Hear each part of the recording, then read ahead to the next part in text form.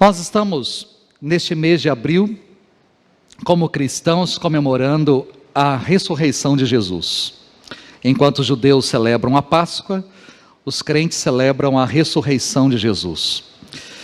E aquele menino que nasceu de uma virgem e foi depositado numa manjedoura, cresceu, se tornou adulto, despontou-se como um grande líder, fez discípulos, arrebanhou numerosa gente, grandes multidões, foi perseguido até a morte. Em falar em morte, ele experimentou a morte mais vergonhosa, a pior morte que existia na sua época, que foi a crucificação promovida pelo Império Romano. Mas a morte não foi capaz de derrotá-lo. O homem que foi pregado numa cruz e que teve o seu corpo sepultado às pressas numa tarde de sexta-feira, foi ressuscitado dentre os mortos na manhã de domingo. E a ressurreição de Cristo é a data magna, é a data maior para nós cristãos. Essa é a maior data para nós. Podemos ter uma cruz como símbolo do nosso cristianismo. A cruz é o símbolo, mas de fato é o sepulcro vazio, a razão da nossa fé, é o sepulcro vazio, a nossa existência, a razão da nossa existência e também o motivo da nossa pregação. E a fim de nós pensarmos sobre a ressurreição de Jesus e acontecimentos próximos dessa ressurreição, nós estamos começando hoje essa nova série de mensagens no cenáculo. O que é cenáculo? Vamos começar por aí, nessa introdução. O que vem a ser cenáculo? A palavra cenáculo não aparece na Bíblia. Normalmente, esse termo até pode ser encontrado em algumas versões, nem todas. Por exemplo, na versão NVI, que é a versão que eu utilizo, está quarto superior ou sala superior. Mas talvez algumas versões mais antigas existia a palavra cenáculo. A palavra no original grego, nós temos duas palavras para cenáculo no grego. A primeira, encontrada nos evangelhos, Mateus, Marcos e Lucas, numa referência a um quarto, a uma sala superior que eles deveriam procurar, que eles deveriam entrar em Jerusalém e procurar este quarto, procurar essa sala para que eles pudessem jantar. A palavra utilizada ali é anogion. Agora, quando nós chegamos em Atos dos Apóstolos, no capítulo 1, quando fala que eles estavam nessa sala superior, nesse quarto amplo, onde eles iriam escolher um novo discípulo, um novo apóstolo no lugar de Judas, aí a palavra é upper room. Nós temos então duas palavras, e as duas foram traduzidas antigamente pela palavra expressão cenáculo, tá certo? Mas na maioria das Bíblias hoje está como sala de jantar, ou sala superior, ou quarto superior. Talvez essas sejam as palavras utilizadas hoje para traduzir essas duas que foram outrora traduzida por cenáculo. Mas de onde vem então a palavra cenáculo, se ela não está no grego, se ela não está na Bíblia? A palavra cenáculo vem do latim cenáculo. A palavra cena quer dizer janta. Tá certo? Cena quer dizer janta. Então, cenáculo nada mais é que sala de jantar. Então, talvez lá na sua casa, você tenha um cenáculo, uma sala de jantar, um lugar onde se janta. Os americanos costumam ter isso. A sala do café da manhã, os americanos costumam tomar café numa bancada, né? Eles têm uma saletinha bem pequenininha, próxima à cozinha, onde eles almoçam, mas existe a sala de jantar, que é composta de uma mesa grande, uma sala grande. Os americanos têm esse costume, esse padrão. Nós não temos isso. Talvez a nossa casa, quando nós chamamos de sala de jantar, é a sala de todas as refeições. Nós tomamos café ali, nós almoçamos ali, nós jantamos ali, todas as refeições são tomadas naquele lugar. Mas o cenáculo era a expressão utilizada pelos romanos para dizer a respeito de um lugar, no andar superior de uma casa, onde se subia através de uma escada. Algumas escadas eram inclusive externas, para a janta, para a cena, que era a principal refeição do dia, porque todos os familiares, todos os integrantes da família, inclusive alguns hóspedes, participavam. Repare que a maioria das refeições de Jesus são noturnas.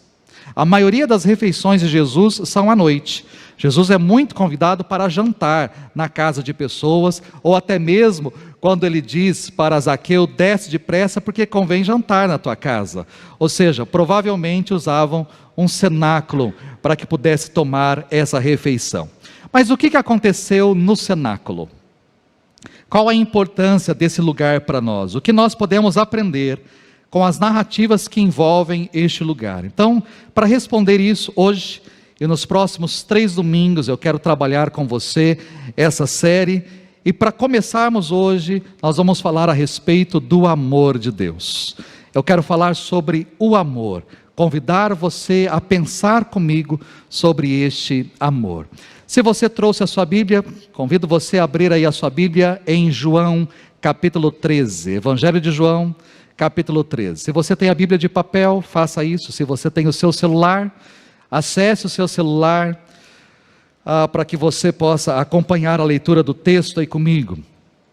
Pastor, mas o senhor não vai projetar o texto? Vou. Mas quando a intenção de nós, a minha esposa é uma pessoa que, vou falar isso porque ela não está aqui, mas depois você pode perguntar isso para ela. A minha esposa sempre fala assim, nem vou levar mais a Bíblia, porque você projeta o texto. Aí eu falo, então a minha vontade é de não projetar o texto, mas eu penso naquelas pessoas que estão entrando pela primeira vez na igreja. Aí todo mundo está com Bíblia, tem a Bíblia no seu celular, e aí essa pessoa vai abrir, ela vai ler, ela vai acompanhar, e quem está visitando a igreja pela primeira vez, e que não tem Bíblia, não tem aplicativo, vai ficar olhando para onde? Para você lendo ou para mim aqui lendo. Então o texto projetado é para quem está visitando a igreja pela primeira vez, que nunca teve uma Bíblia, que nunca teve acesso a um aplicativo, não sabe, nem sequer sabe da existência da Bíblia, mas não sabe mais nada. Então é para essas pessoas que o texto é projetado. E para aqueles que estão em casa facilita acompanhar também. Mas você, crente velho, tá certo? Traga a sua Bíblia, cheire Bíblia, né? Cheire o seu celular, só na Bíblia, tá certo? Vamos acompanhar aí essa leitura. João capítulo 13, verso 1 diz assim, apenas o verso primeiro. Um pouco antes da festa da Páscoa, sabendo Jesus que havia chegado o tempo em que deixaria este mundo e iria para o Pai, tendo amado os seus que estavam no mundo, amou-os até o fim. Apenas eu vou trazer a mensagem em cima dessa última frase destacada aí, tendo amado os seus que estavam no mundo, amou-os até o fim. Nós estamos no cenáculo. 2 dos discípulos de Jesus, os quais sequer sabemos o nome, tinham seguido as orientações de Jesus, entraram em Jerusalém, abordaram um homem que estava saindo com um pote de água, dizendo, o mestre pergunta, onde é o cenáculo? Onde é a sala de jantar? Onde é a sala superior, grande sala superior, onde o mestre poderá tomar aí, participar da Páscoa junto dos seus discípulos? Os evangelhos trazem essa cena, essa situação. O homem, diante dessa pergunta, levou os discípulos até uma ampla sala, no andar superior, mobiliadinha, pronta. Ali os discípulos fizeram os preparativos para celebrar a Páscoa. Então, o texto que nós estamos lendo aí, o que lemos, nós estamos no cenáculo e exatamente na noite em que Jesus foi traído. Seu ministério público acabou aqui. O dia seguinte seria testemunha da sua angústia, da sua morte. Então, sabendo que era chegado o seu momento, era chegada a hora de ser crucificado, a hora de morrer, a hora de ser sacrificado, Jesus se recolheu com os 12 discípulos num cenáculo a fim de comer a Páscoa. Instituir a ceia, que é o seu memorial, revelar aos discípulos o seu amor e preparar os discípulos para a separação que estava iminente. Jesus sabia que a sua hora havia chegado e rigorosamente ele andou debaixo de uma agenda do céu, cumpriu cabalmente a agenda traçada pelo Pai. Jesus estava à sombra da cruz, Jerusalém estava cheia de gente, lotada de gente, as ruas estavam lotadas, os hotéis, as pensões, as casas estavam lotadas, porque aquela era a principal festa, a festa mais importante para o judeu, a festa da Páscoa, e aquele era o momento certo, o melhor momento. Jesus escolheu aquela festa porque o Cordeiro da Páscoa, imolado lá atrás, e imolado todos os anos. Este cordeiro era a representação maior daquele que seria o Cordeiro de Deus, a representação maior do sacrifício de Jesus na cruz do Calvário. Então nós temos um povo celebrando a Páscoa, um povo sacrificando um cordeiro, e de repente, com aquela cidade lotada de gente, todos os olhos se voltariam para o Cordeiro de Deus, que também seria sacrificado, também seria imolado, também seria ofertado para a remissão de pecados, e aí de forma definitiva. Sabendo então que aquela era a sua hora, o texto nos diz que Jesus amou os seus discípulos que estavam no mundo, amou-os até o fim. Pode parecer para nós uma frase muito simples. A gente tem um versículo pequeno, nós temos dentro deste versículo aí uma expressão muito simples, uma frase muito simples, mas em cima dessa frase eu quero trazer 3 coisas para mim e para você, 3 informações preciosas que nós temos neste texto destacado aí de João 13, versículo 1. A primeira coisa destacada aí é o autor do amor. A primeira informação que temos é o autor do amor. Repare, eu fiz questão de destacar aí, que nós temos um verbo, né? Nós temos o verbo amar. Tendo amado, amou-os. A pergunta que a gente sempre faz para a interpretação de uma frase, para a interpretação de um texto, na língua portuguesa, a gente procura achar o sujeito. Diante de um verbo, a gente acha o sujeito. Eu sempre faço essa dinâmica, sempre fiz essa dinâmica com meu filho. Pegava a frase, achava primeiro o verbo, riscava. Antes do verbo eu tenho normalmente o sujeito, ou muito próximo ali, talvez de uma forma escondida, e depende da frase, como no nosso caso aqui, né? Mas próximo ali está o sujeito, e eu tenho que perguntar para o verbo, tendo amado, quem tendo amado? Ou quem amou? Quem? Essa pergunta me faz destacar o autor do amor. Eu tenho o sujeito da frase é Jesus. O autor do amor é Jesus. Ele amou os seus discípulos. Ele amou os seus discípulos. E Ele ama a cada um de nós.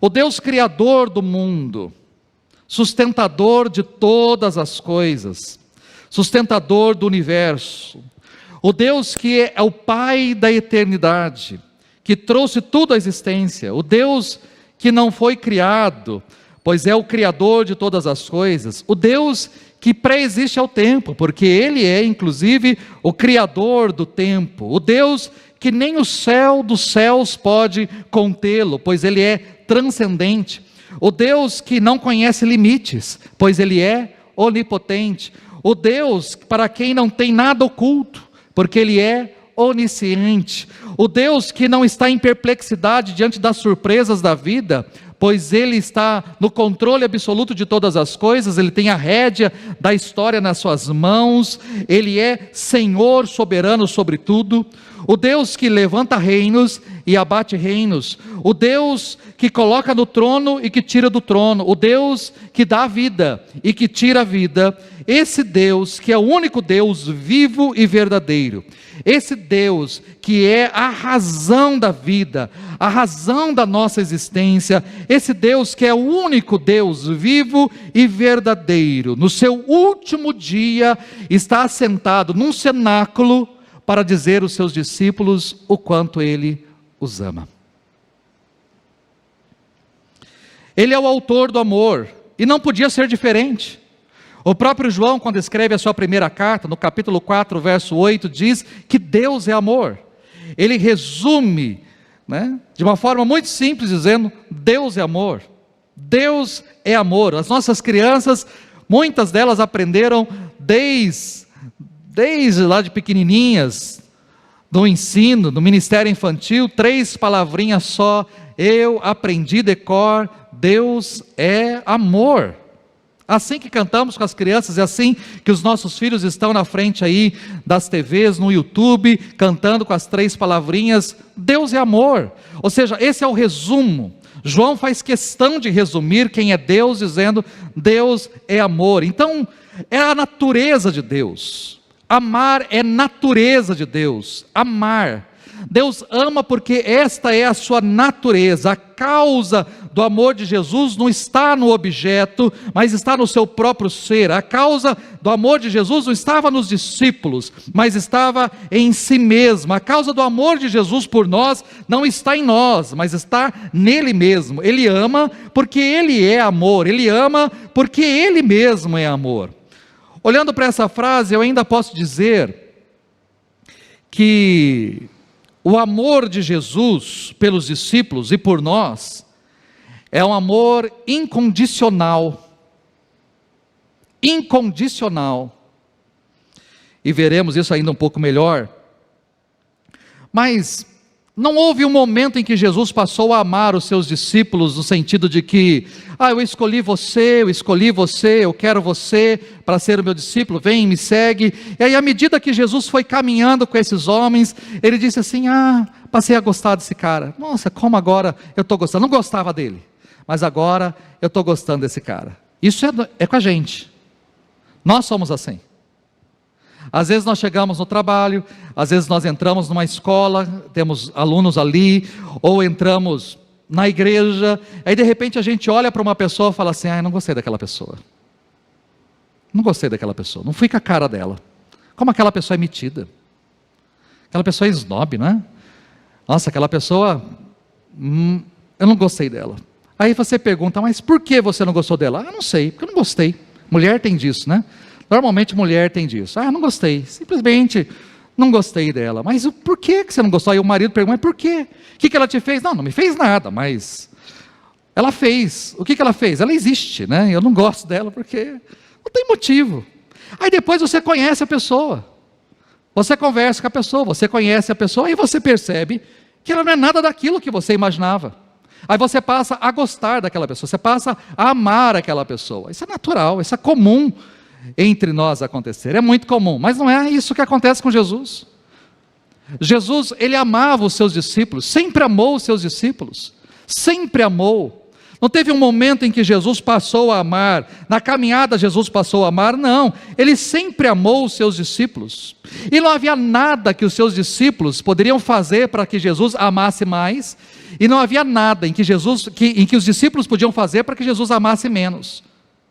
Não havia absolutamente nada, porque o amor dele não depende daquilo que eu faço, não depende daquilo que você faz, ele ama e ponto, porque essa é a sua essência, ele é o autor do amor, ele é o amor, essa é a sua essência, não há nada que você possa fazer para ele te amar mais. Então eu vou participar mais dos cultos, eu vou ler mais a Bíblia, eu vou entregar o dízimo, eu vou participar de algum ministério, porque aí Deus vai me amar mais. Não, Deus não vai te amar mais porque você está fazendo alguma coisa, porque você está dando alguma coisa, porque você está ofertando alguma coisa, agora Deus me ama mais. Não, Ele te ama, independente de se você fizer ou não fizer, independente do que você é.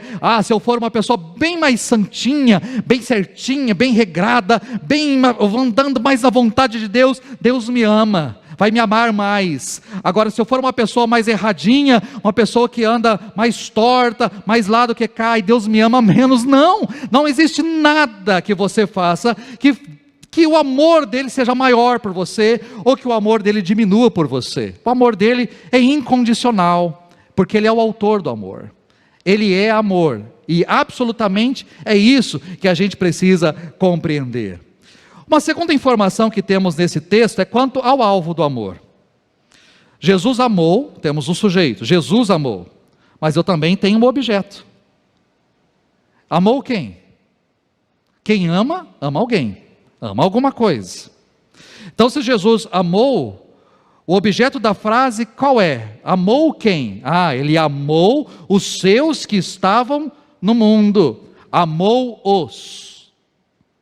Então Jesus estava amando alguém, Jesus amou os seus discípulos. Jesus amou os seus discípulos presentes naquela sala.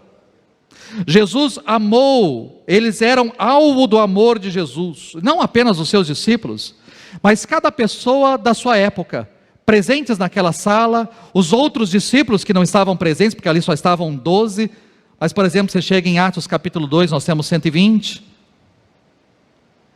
Paulo fala que o Senhor apareceu a 500 irmãos, ou seja, Quantos discípulos Jesus tinha? Muitos, ora fala 12, ora fala 70, ora fala 120, 500. Jesus tinha muitos discípulos. Quem era alvo do amor de Jesus? Só os 12? Não.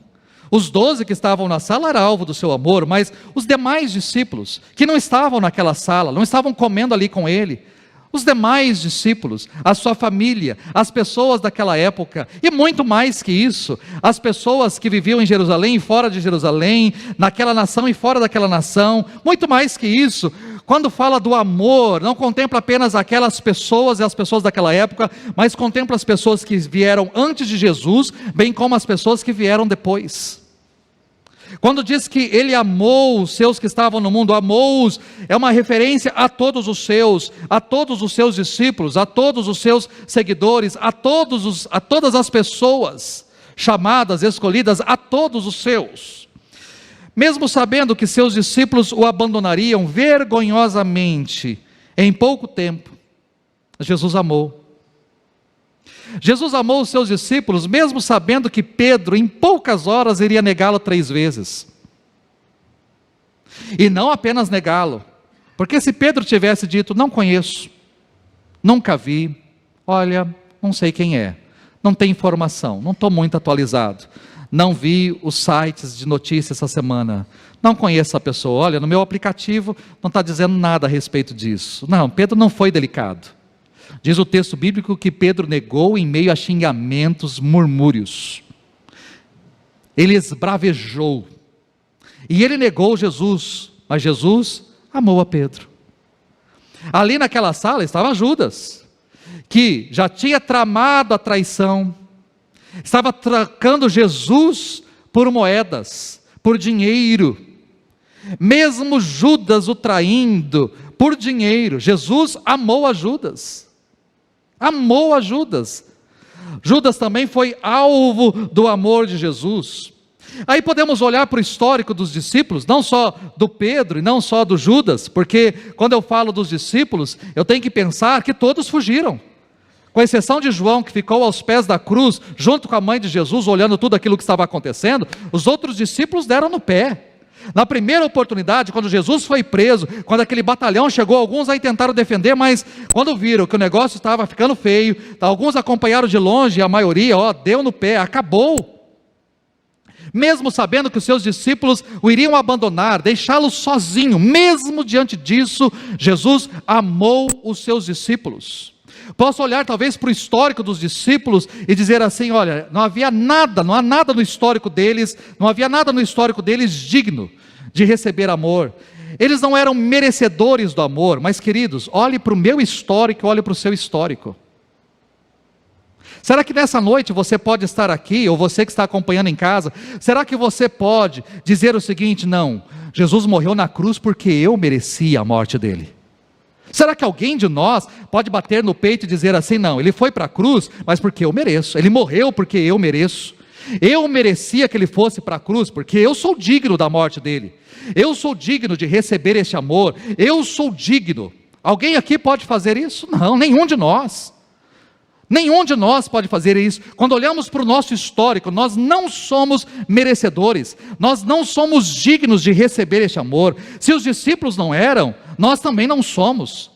Se eles eram traidores, se eles eram pecadores, se eles correram, se eles desertaram, se por acaso esses discípulos negaram a Jesus, fugiram, nós somos iguais. Nosso histórico não nos coloca num patamar acima, pelo contrário, nós somos iguais a esses homens que estavam ali no cenáculo, na presença de Jesus. Não havia um discípulo que fosse digno do amor de Jesus, como não há também em nós, nada em nós, e nem entre nós, alguém que seja digno de dizer que eu sou merecedor de receber o amor de Jesus. Não há. O que me espanta não é a capacidade de Jesus amar tantas pessoas, ou tão grande gente, um mundo tão cheio de gente, bilhões de pessoas. O que me espanta não é saber que Jesus ama muita gente, a capacidade de Jesus amar muitas pessoas. O que me espanta é a capacidade de Jesus amar um mundo tão mau quanto nós. E o nosso mundo é mau. O nosso mundo é mau. Nós temos crimes violentos. Nós temos barbáries em nosso meio. Eu posso olhar para uma mãe que pega o seu filho recém-nascido e coloca no lixo. Com tanta mulher dizendo assim, como eu gostaria de ser mãe, como eu gostaria de ter um filho, e não pode. Tem gente que pega e coloca no lixo. Como o resto de comida que você, não quero comer mais, estou cheio. Aí você vai lá e faz assim, ó. Tem gente que pega o seu filho, enrola em pano, em jornal, sei lá no que, num saco plástico e coloca no lixo. Nós temos um mundo, pessoas que estupram, pessoas que violentam, pessoas que entram numa casa e agridem um idoso. Nós temos coisas horríveis no nosso mundo, barbáries em nosso mundo. Talvez eu possa olhar para essas pessoas e dizer assim, como é que Deus, essas pessoas não são dignas do amor de Deus? Essas pessoas não são dignas de receber o amor de Jesus? Elas, de fato, elas não são dignas, mas você é. Ah, eu sou. Você tem coragem de dizer isso? Não, eu sou bonzinho, pastor, perto dessas pessoas eu sou bom, eu sou honesto, eu sou íntegro, eu sou um homem de caráter, uma mulher de caráter, eu pago as minhas contas, eu honro tudo, eu faço, trato bem as pessoas, eu sou uma pessoa exemplar. Ok, mas mesmo assim isso não te torna digno, merecedor.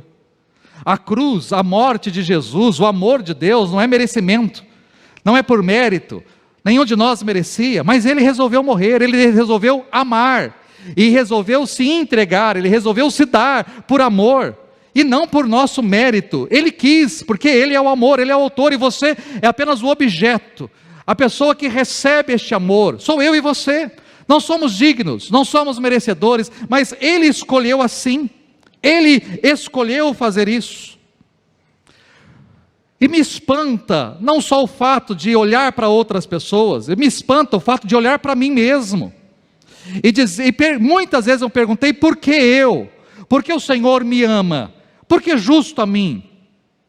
Não sei se você já fez essa pergunta, mas eu me faço constantemente essa pergunta, porque eu não sou merecedor, não sou digno, mas talvez você possa assistir, ou você possa estar aqui e falar, não, pastor Wagner, você pode tecer vários elogios a meu respeito.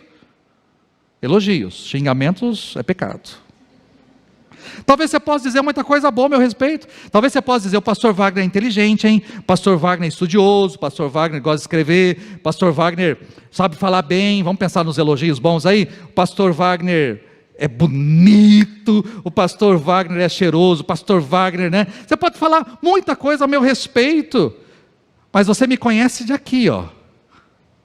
Você senta, eu venho para cá, eu prego, eu falo, eu ensino, você assiste. Talvez você possa sair deste lugar dizendo, que bênção, que palavra, fui muito abençoado, fui edificado, fui alimentado, que Deus continue usando o pastor, glória a Deus, graças a Deus pela vida dele, amém, louvado seja Deus. E você sai dali e fala, que bênção que foi, mas você não me conhece lá em casa, você não me conhece entre quatro paredes, quando ninguém está, nem a minha esposa está, nem o meu filho está. Você não me conhece aqui, ó, o que eu penso, às vezes o que eu falo, e às vezes o que eu penso em falar, mas aí eu não falo, porque Deus freia a língua dizendo, para, não fala mais, fica quieto. Mas aqui, ó, você não me conhece, e aqui, quando eu olho para mim, quem eu sou, aquilo que eu falo, aquilo que eu penso, aquilo que eu ajo, como eu faço, quando eu olho para mim e vejo os meus pecados, e vejo o que eu faço de errado, quando eu olho para a minha vida e vejo quão pecador eu sou, e eu olho para a cruz, eu falo, eu não sou merecedor, eu não sou digno, mas eu me pergunto, Deus, por que eu? Por que eu? Porque o Senhor deixou a glória, deixou o céu, porque o Senhor deixou todas as coisas para vir a este mundo, como uma criança, crescer como uma criança, sofrer, padecer. Por que tudo isso? Por amor a mim. Por que tudo isso? Por amor a mim. É interessante, eu não sei se você pensa, mas eu penso, porque quando Jesus estava no cenáculo, Ele amou aquelas pessoas que ali estavam, mas o amor dele não se restringiu àquele lugar, Ele amou a mim, amou a você, a cada um de nós, independente daquilo que nós somos, independente. Ele amou pessoas de todas as nações, de todas as tribos, de todos os povos, de todas as raças, de todas as línguas, de todas as culturas. Ele amou pessoas de todas as espécies, de todas as classes sociais, intelectuais, de todos os nichos. Ele amou todas as pessoas. Ele amou o rico, ele amou o pobre, ele amou o mais culto, ele amou o mais ignorante, ele amou os maiores empresários deste mundo, mas ele amou os empregados mais simples das empresas. Ele amou aquele que está no trono revestido de poder, mas também aquele que serve ao que está no trono. Ele amou aquelas pessoas que têm a vida aplaudida, que andam, que desfilam em tapetes vermelhos, aplaudidos pela sociedade, entrando para receber um Oscar, para receber um grande prêmio. Mas ele amou também um mendigo fétido, horrível, sujo, que está lá na sarjeta, pedindo uma esmola, pedindo um prato de comida. Ele amou de forma igual. Eu não posso olhar e dizer: Deus ama mais a mim que a você. E nem você pode olhar para uma prostituta, ou para um marginal, ou para um mendigo aí fora, e dizer para ele: Deus ama mais a mim do que a você. Não! Ele ama, independente de classe, independente de cor, independente de raça, independente de cultura, independente. Ele ama, porque Ele escolheu amar. Somos alvo do amor de Deus. É isso que eu pergunto: Deus, como? Para mim é loucura, mas Ele escolheu amar. Somos alvo do amor de Jesus. É isso que o texto me mostra. Mas o texto me mostra um terceiro e último detalhe. Nós temos aqui também no texto o tamanho do amor. Temos o sujeito, o autor, temos o alvo, mas temos o tamanho. E diz o texto aí que Ele amou até o fim. Até o fim. O fim nós sabemos qual foi. Nós conhecemos o final da história, né? Assim como você pega um clássico, uma história de princesa da Disney, por exemplo, você já conhece o fim, não conhece o fim? E que é a última frase de qualquer clássico de princesa? E viveram felizes para sempre. Você já conhece o fim da história. A gente pode não conhecer o que acontece no meio, mas o fim a gente já sabe. Olhando para a história de Jesus, nós sabemos qual foi o fim. O fim foi o seu amor derramado, demonstrado na cruz do Calvário.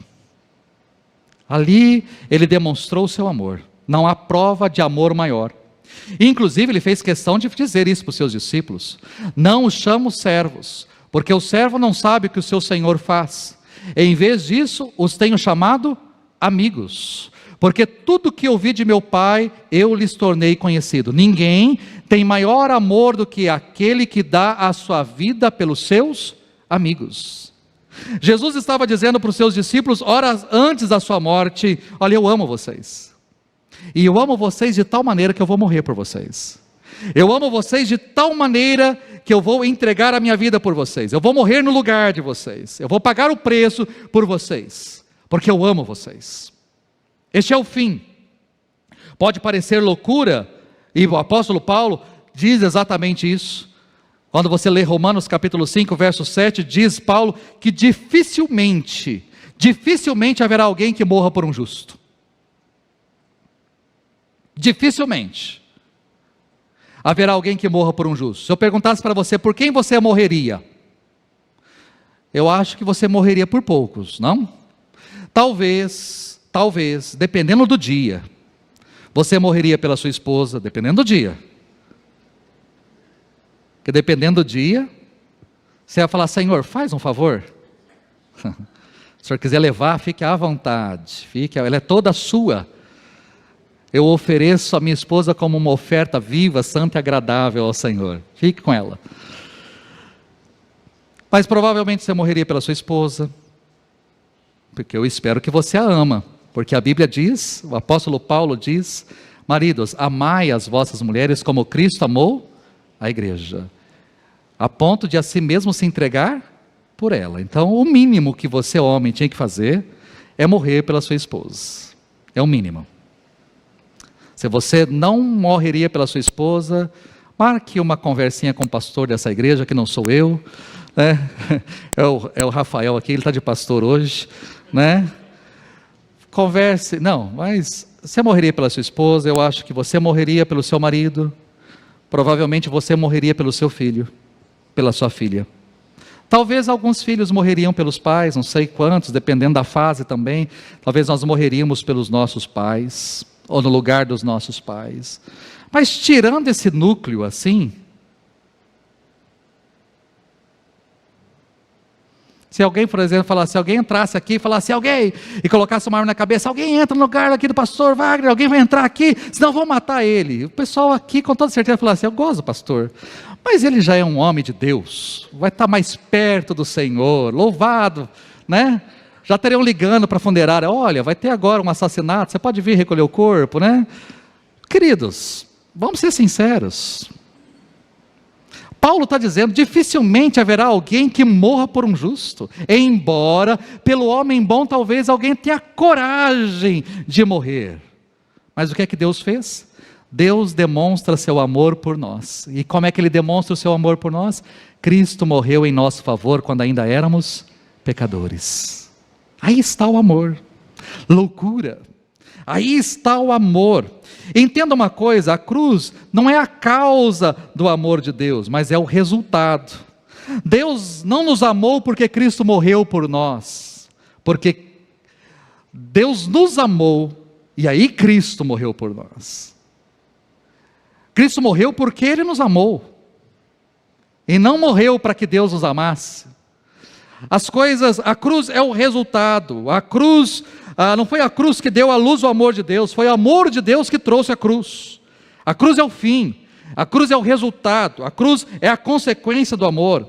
Se Jesus amou os seus discípulos, e diz o texto aí que Jesus amou os seus discípulos até o fim, se Ele amou até o fim, tem um começo. Se tem um fim, teve um momento, um start, um começo, uma origem deste amor.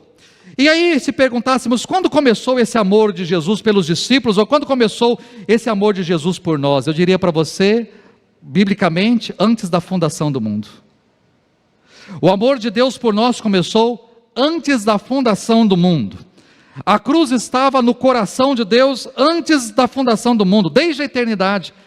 Quando você lê Apocalipse capítulo 13, quando fala a respeito do Cordeiro de Deus, diz que o Cordeiro foi morto desde a fundação do mundo. Antes de tudo existir, o Pai já havia ofertado o seu Filho a nós. Ele já nos amava. Através dos tempos Ele manteve a sua promessa feita lá no jardim, quando Ele, conversando com a serpente, diz, eu porei inimizade entre ti e a mulher, entre o seu descendente e a descendente dela, e o descendente dela esmagará a sua cabeça. Ali existia uma promessa de Jesus, da vinda de Jesus, o descendente da mulher que viria para esmagar a cabeça da serpente que é Satanás. Ali existia uma promessa, e por mais que o homem andou de forma deturpada nessa terra, por mais que o homem fez muita coisa errada, Deus não desistiu da sua promessa, Ele não retrocedeu, Ele não voltou atrás. Sempre estava lá no horizonte, estava a cruz. No horizonte estava o sacrifício do seu filho, no horizonte estava a entrega do seu filho, no horizonte estava a demonstração do seu amor. Nada fez Deus retroceder o seu amor por mim e por você. Através dos tempos Deus manteve fiel a sua promessa. Todos os sacrifícios realizados pelos sacerdotes anunciavam a plenitude do tempo e o sacrifício final de Jesus. Ele nunca retrocedeu. E mesmo sabendo que o filho sofreria uma morte terrível, seria traspassado, escarnecido, ferido, o Senhor não poupou o seu filho, antes o entregou por amor a mim e a você. Deus amou você antes de você nascer. Antes de lançar os alicerces da terra, Ele já amava você. Antes que o sol brilhasse no firmamento, Ele amava você. Deus já havia colocado você no seu coração. Antes que a terra desse o seu primeiro fruto, Deus já havia derramado o seu amor por você. Ele amou você na eternidade, planejou você, pensou em você, estava no ventre da sua mãe formando você, viu seus primeiros batimentos cardíacos, viu quando você respirou pela primeira vez, viu você em todos os momentos, em todos os detalhes, e Ele conhece você, cada pensamento seu, cada palavra, cada desejo, cada sussurro da sua alma Ele conhece, e apesar de te conhecer muito bem, Ele nunca desistiu de você, Ele nunca desistiu, Ele nunca abriu mão, e Ele nunca vai abrir mão de você, porque Ele te ama. Ele te ama. Esse é o amor indescritível de Deus. O amor que não pode ser traduzido por palavras. O apóstolo Paulo tentou em 1 Coríntios 13, mas não conseguiu definir o que é o amor. Ele diz o que não é, mas ele não conseguiu definir o que é o amor. E João, de uma forma genérica, disse: Deus é amor. Porque é difícil definir este amor, é difícil falar, cantar, escrever, pregar a respeito deste amor. Porque este amor implicou não só na morte de alguém, mas para que esse alguém morresse, ele precisou vir ao mundo. Ele precisou se encarnar, e eu estou falando do Deus que deixou a glória e se encarnou. Esse amor nos revela um Deus que se esvaziou de si mesmo, e habitou entre nós, e viveu entre nós, e pagou o preço pela nossa redenção. Não pagou o preço em ouro, em prata, ele pagou o preço em sangue. Foi o seu sangue derramado que pagou a nossa dívida. Quando Jesus estava na cruz, quando Jesus estava derramando a sua vida na cruz, ali ele gritou bem alto: está consumado, para dizer: está pago, está feito, tudo que tinha que ser feito, fiz, está feito, está consumado, está acabado, está pronto, eu paguei o preço, não há mais dívida. Olhe, Senhor, para o Wagner, ele é pecador, ele é errado, ele não é digno, ele não é merecedor, ele tem dívida, mas a dívida dele está aqui, eu paguei a dívida dele, não há mais nada contra ele, não há mais nenhuma condenação, não há mais nada contra ele. Não só eu estava ali na cruz, mas eu e você estávamos ali. Ele estava pagando a minha e a sua dívida naquele lugar. Jesus os amou a ponto de deixar a sua glória, entrar neste mundo, fazer-se carne, se esvaziar.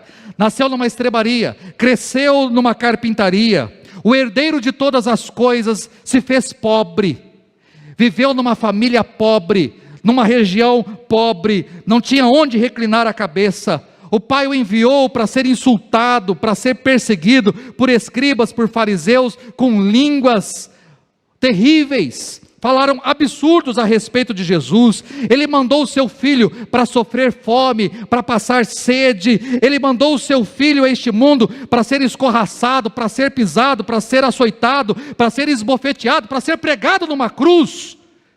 E tudo isso por amor. Amor. Ele me amou e suportou coisas terríveis por amor a mim, por amor a você. Aquele que nos amou antes de tudo existir, veio até nós para demonstrar este amor, e não demonstrou em palavras. Ele não simplesmente fez um cartaz, escrito: eu amo você, e ficou assim. Ele não pagou um avião, como temos muitas vezes no litoral, um avião para cruzar o céu com uma faixa atrás, dizendo: olha, eu amo você.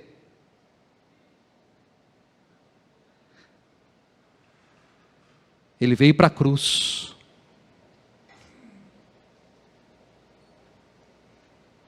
Foi aqui que ele disse: eu amo você. Não foi com palavras, porque às vezes nós dizemos: eu te amo, mas na verdade a gente não ama. A gente pode até criticar o Pedro, quando Jesus pergunta: Pedro, tu me amas? Ele diz: eu gosto de você. Pedro, tu me amas? Eu gosto de você. Pedro, você gosta de mim, Senhor? O Senhor sabe que eu gosto de você. Vou ser sincero, eu gosto de você, porque eu já disse mentiras, disse que morreria por sua causa, e a primeira oportunidade eu fugi. Então agora eu estou sendo sincero, eu gosto. Não amo não, mas eu gosto. Gosto bastante. É por isso que Cristo não critica Pedro, porque ele está sendo sincero. Porque Jesus foi uma pessoa que disse: eu amo vocês, e eu dou a minha vida por vocês. E o que ele fez? Ele deu. É por isso que o texto diz que ele foi até o fim. Ele foi até o fim. Ele sabia o preço que seria pago, alto. Apesar de nós recebermos de graça, ele pagou alto preço. Mas ele foi até o fim, por amor a mim e a você. Esse é o tamanho do amor indescritível de Deus por cada um de nós. E esta é a primeira mensagem dessa série. É a primeira mensagem que temos no cenáculo. A primeira mensagem é: Ele nos ama. Quando você, ao celebrar aquilo que nós chamamos de Páscoa, mas que não é a Páscoa, aquilo que nós celebramos de ressurreição. Quando nos aproximamos, daqui a 2 domingos é o domingo da ressurreição. Quando celebrarmos a ressurreição de Jesus, ou quando você lembrar de um túmulo vazio, nunca se esqueça, para aquele túmulo estar vazio, ele primeiro precisou ser cheio. E para aquele túmulo ser cheio por alguém, teve um preço pago numa cruz. E foi pago por amor a mim e a você. Esta é a primeira mensagem do cenáculo. Ele nos ama. Ele ama a mim. Ele ama você. Se você está aqui hoje, eu espero que não seja porque essa igreja tem poltronas aconchegantes, ou porque essa igreja tem ar-condicionado, essa igreja tem um bom louvor, tem uma boa palavra, tem uma estrutura interessante. Gosto dessa igreja que tem uma estrutura interessante. Não, eu espero que você esteja aqui, porque você foi atraído por este amor. Eu estou aqui porque alguém me amou. Por que eu estou nesse culto? Porque alguém me amou. A gente vai em cada lugar por causa que pessoas nos amam. Eu fui convidado para uma festa. Eu não queria ir não, mas é tal pessoa, ela me ama tanto. Aí você vai, porque ela te ama tanto. Você não queria não, mas você vai.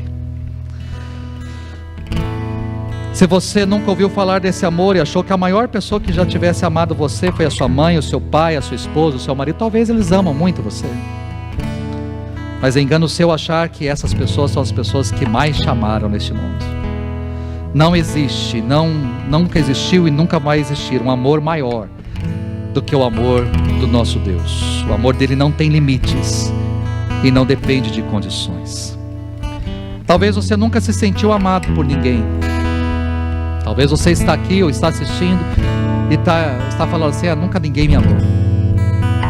Olha para minha mãe, eu acho que a minha mãe nunca me amou, acho que o meu pai nunca me amou, meus irmãos nunca me amaram, minha família nunca me amou, nunca ninguém me amou neste mundo. Engano seu também, porque existe alguém que amou você a ponto de entregar-se numa cruz por este amor. O que fazer diante desse amor? Crer. Deus amou o mundo de tal maneira que deu o seu único filho, para que todo aquele que nele crê não morra, mas tenha a vida eterna. Só tem 2 caminhos: morte e vida. Diante desse amor você é convidado a crer, se apropriar deste amor. Esse Deus que amou você está presente aqui nessa noite, porque Ele ama você.